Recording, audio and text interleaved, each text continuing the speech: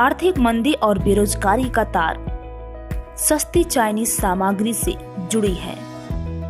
जी हाँ, आप सही सुन रहे हैं। चाइनीज सामग्री जितने तेजी से हम खरीदेंगे उतनी ही तेजी से भारतीय मुद्रा चाइनीज के झोली में जाते हुए बेरोजगारों का कतार लंबी करती रहेगी।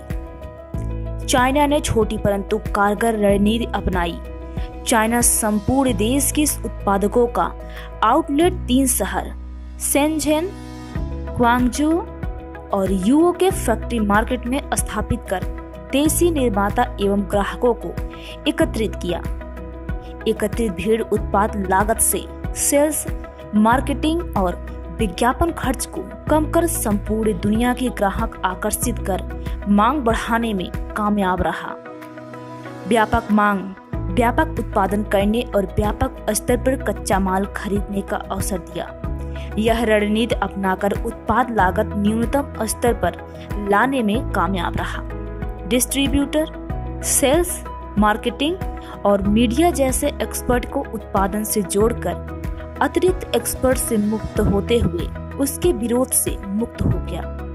यही वह रणनीति है जिसके कारण चाइना दुनिया के बाजार पर कब्जा जमाते हुए देश के उत्पाद क्षमता ध्वस्त कर मोनोपोली स्थापित किया।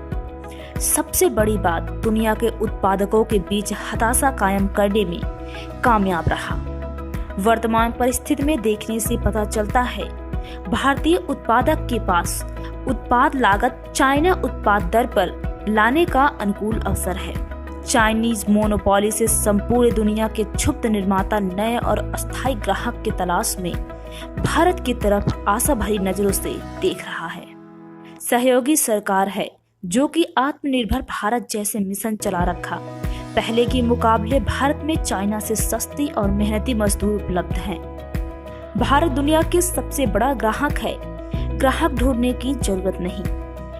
भारतीय उत्पाद लागत से सेल्स, मार्केटिंग, विज्ञापन, ट्रांसपोर्ट और आयात शुल्क के कटौती होने भर से भारतीय उत्पाद का घरेलू खपत बढ़ना तय है, जिससे चाइनीज सामग्री आयात का कम होना स्वाभाविक है।